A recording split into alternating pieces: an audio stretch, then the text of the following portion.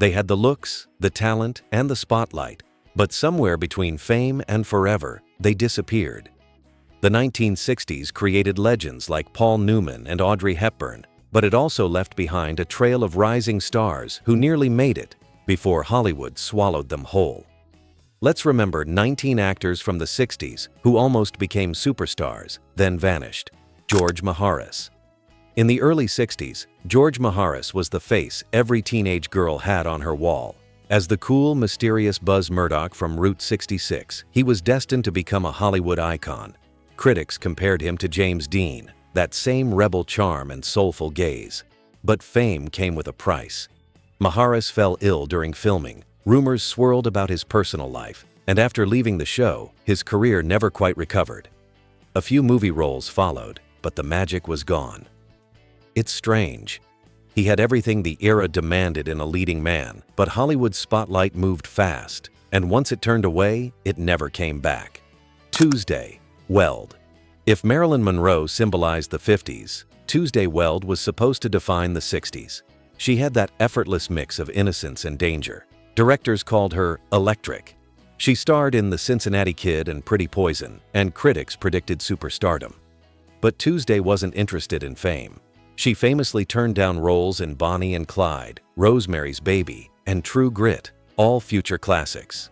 She didn't want to be a Hollywood product, so she quietly stepped away. Looking back, she might have dodged the madness of celebrity, but she also left behind one of the most intriguing what-could-have-been stories in film history: Carol Lynley. In the early 60s, Carol Lynley was everywhere. Magazine covers, movie posters, talk shows.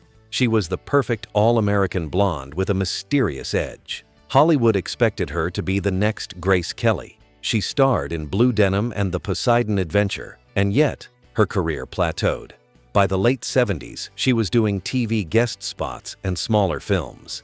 The industry moved on, but those who grew up watching her never forgot that luminous smile. Carol didn't burn out, she just drifted quietly away from the spotlight she once owned. Stacy. James Stacy was one of the brightest rising stars of the late 1960s. Handsome, confident, and immensely talented, he starred in Lancer and seemed destined for movie stardom. Then tragedy struck.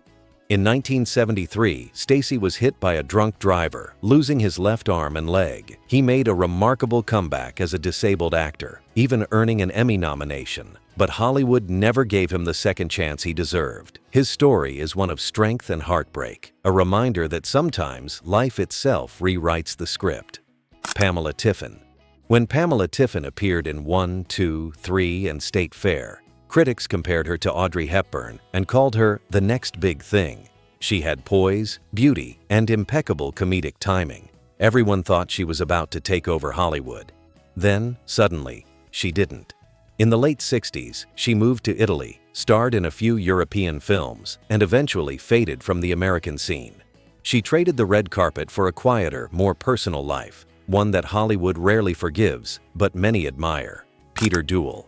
Peter Duel was beloved for his role in Alias Smith and Jones, a hit Western series that mixed charm and wit. Fans adored him. He was funny, humble, and effortlessly cool. But behind the scenes, he struggled deeply with depression and alcoholism. In 1971, at just 31, he took his own life. His death stunned fans and left an unfillable void.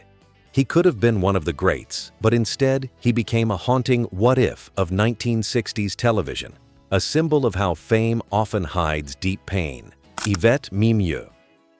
In the early 1960s, Yvette Mimieux seemed unstoppable.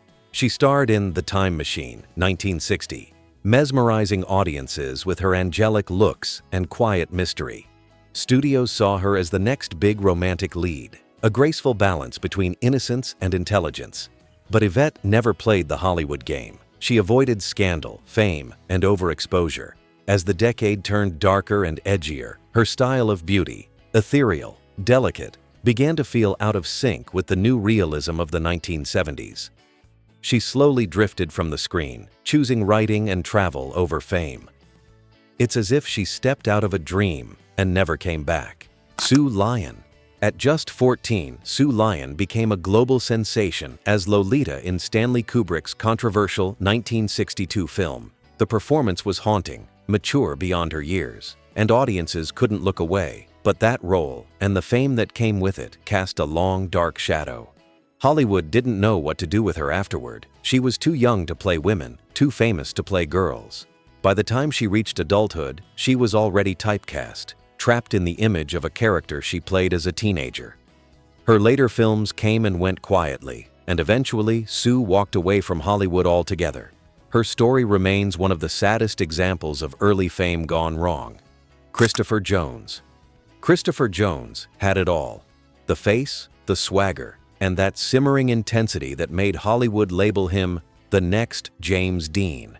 He broke out in Wild in the Streets, then starred opposite Yul Brynner in The Looking Glass War. Everyone expected him to explode into superstardom, but just as fast as he rose, he vanished. After a personal tragedy, the death of his partner Sharon Tate, Jones retreated completely. He quit acting, refused interviews, and lived quietly for decades. His brief flame burned bright enough to be remembered, but he never let Hollywood own him again.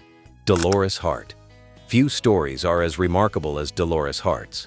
She starred opposite Elvis Presley twice, appeared in Loving You and King Creole, and was hailed as Hollywood's next sweetheart. She had fame, fortune, and the world's attention. Then, at the height of her career, she walked away. At 24, Dolores left Hollywood to become a Benedictine nun. She traded red carpets for quiet prayer in a monastery in Connecticut. Decades later, she reflected on her choice in interviews, saying, "I didn't leave Hollywood. I just followed a different calling." Her story became legend, a woman who found peace in faith, not fame. Michael Sarrazin. Canadian actor Michael Sarrazin seemed destined for greatness after his performance in They Shoot Horses, Don't They? Critics loved his quiet intensity, his brooding looks, that same understated charm that made stars like Dustin Hoffman and Al Pacino explode. But Sarrazin's career choices were unlucky. His films were often too strange or too ahead of their time. By the mid-1970s, he was stuck in TV movies and European co-productions. The talent was there, the timing wasn't. Hollywood's spotlight moved on, but fans of classic cinema still remember him as one of the era's most underrated actors. Nancy Kwan. Nancy Kwan broke barriers as one of the first major Asian American actresses to star in Hollywood films. Her breakout in the world of Susie Wong and Flower Drum Song made her a symbol of modernity and cross-cultural beauty. She should have been a superstar, but Hollywood's limited roles for Asian actors at the time trapped her. She spent much of her career in Europe and Asia, far from the fame she deserved. Still, Nancy Kwan's early work paved the way for generations of actors after her. Her disappearance wasn't failure, it was the cost of being ahead of her time. Jean Seberg. Jean Seberg was the very definition of a 1960s icon. Discovered at just 17, she starred in Otto Preminger's Saint Joan and later captivated the world in Breathless, the film that helped launch the French New Wave. With her short hair, quiet defiance, and haunting beauty, she was the modern woman before Hollywood even knew what that meant. But fame turned cruel. Hounded by the FBI for her political views, Jean's personal life became tabloid fodder. Her career, once destined for greatness, crumbled under pressure and paranoia. In 1979, she was found dead in Paris under tragic circumstances. Jean Seberg remains one of the brightest and most heartbreaking almosts in Hollywood history. George Chakiris. He won an Academy Award for his role as Bernardo in West Side Story.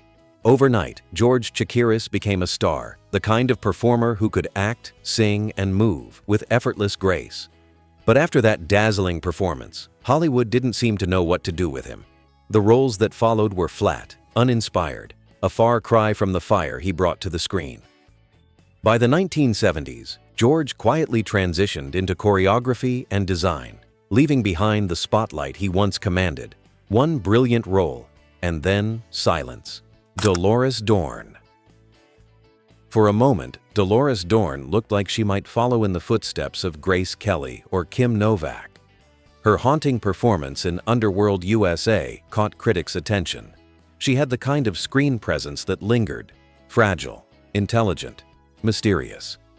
But she never got the roles she deserved.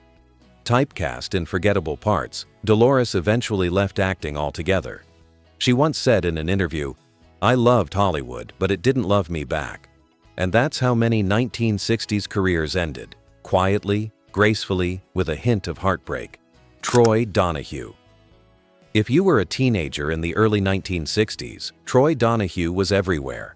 Blonde, handsome, and impossibly photogenic. Warner Brothers built his image as the perfect American heartthrob, starring in films like A Summer Place. For a while, it worked. He was adored. But the studio system that made him also trapped him. As the 1960s gave way to grittier, more realistic cinema, his clean-cut image became outdated. By the early 1970s, he was working odd jobs, nearly forgotten. He later found small cult fame again, appearing in The Godfather Part 2. But the stardom that once seemed certain never returned. Patricia Neal. Patricia Neal actually was a star, until tragedy nearly took everything from her. After a string of acclaimed performances in the 1950s and early 60s, Breakfast at Tiffany's HUD, she suffered a massive stroke in 1965 while pregnant. Doctors said she would never walk or talk again, but she did. Patricia made a miraculous recovery and even returned to acting. But the momentum of her career was gone. She continued working, but Hollywood had moved on. Her story is one of resilience and loss. A brilliant actress whose greatest performance may have been her fight to live. Stephen Boyd. In Ben-Hur, Stephen Boyd played Masala, the rival and friend of Charlton Heston's title character, and arguably outacted him. Critics hailed Boyd as a breakout star, and big roles followed in the fall of the Roman Empire and the Oscar. But after a few misfires and a changing industry, Boyd's career lost traction. He stayed active in European films, but never again reached the heights that Ben-Hur promised. He died suddenly at 45, leaving behind the kind of career that felt like a half-finished story. Carol White. Carol White rose to fame in the British drama Cathy Come Home, a role so raw and real it changed public perception of homelessness. She crossed into American films and was called the next Julie Christie. But fame hit hard. Hollywood excess, addiction, and personal struggles derailed her rise. By the mid-1970s, she had disappeared almost entirely. Her life became a haunting reflection of how the industry that lifts people up can just as easily let them fall. Do you remember any of these forgotten faces? Maybe you saw them in a movie once and wondered, whatever happened to them? Share your memories in the comments. Like and subscribe to our channel for more. Thank you.